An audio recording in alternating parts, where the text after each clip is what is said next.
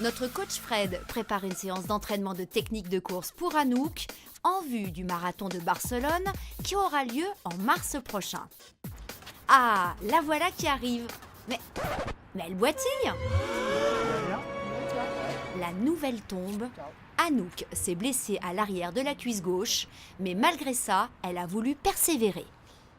Alors en fait j'ai commencé ma semaine avec une sortie seuil en fait et puis j'ai enchaîné et puis j'ai commencé ma sortie tranquille, ça allait un petit peu, je sentais que c'était latent et puis tout d'un coup en fait dès que j'ai commencé à accélérer ça tirait et puis là je me suis arrêtée en fait au troisième cycle parce que j'ai vraiment pas pu continuer à courir donc après je suis rentrée en marchant et puis voilà, je suis super triste parce qu'en plus il faisait froid et puis voilà, j'étais hyper motivée et puis je comprends juste pas ce qui se passe parce que j'avais l'impression que je progressais et puis c'est quelque chose qui motive parce que c'est vrai que voilà, à force de faire des sorties, on se sent plus à l'aise, les sorties longues j'ai moins mal aux jambes à la fin, enfin il y a plein de choses qui font que je me sens mieux et plus à l'aise et puis c'est vrai que de se blesser maintenant en plus comme ça bêtement sur la jambe gauche, là où je me blesse jamais, c'est hyper frustrant en fait, quoi.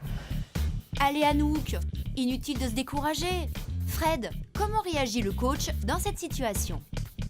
Mais déjà, le coach est positif. C'est-à-dire que c'est hors de question de porter cette espèce de deuil de la blessure.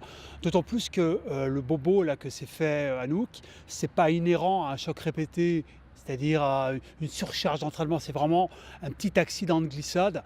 Donc on est très très très positif par rapport à ça. Et puis c'est de montrer à nous que c'est pas grave et que rapidement on va trouver des alternatives avec du vélo et qu'on va pouvoir pallier un peu à ce petit bobo, mais ça va être très vite réglé. Ouf, ah nous voilà rassurés. Mais maintenant, que faut-il faire? Alors la première chose, c'est qu'il va falloir respecter le délai. Il y a une petite élongation donc de cicatrisation du muscle. Donc là, elle va devoir respecter à nous 2 semaines vraiment de repos. Mais par contre, elle ne va pas rien faire.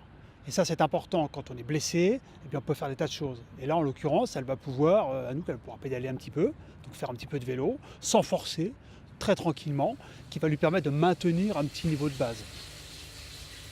Fred m'a dit que je pouvais plus courir pendant quelques semaines, qu'il fallait que je repose un peu les jambes, mais que le vélo c'était quelque chose de sûr. Alors du coup on m'a prêté ce socle et puis je peux utiliser mon magnifique vélo de ville pour m'entraîner à la maison. Donc voilà, maintenant je prends ça comme ça, voilà, ça.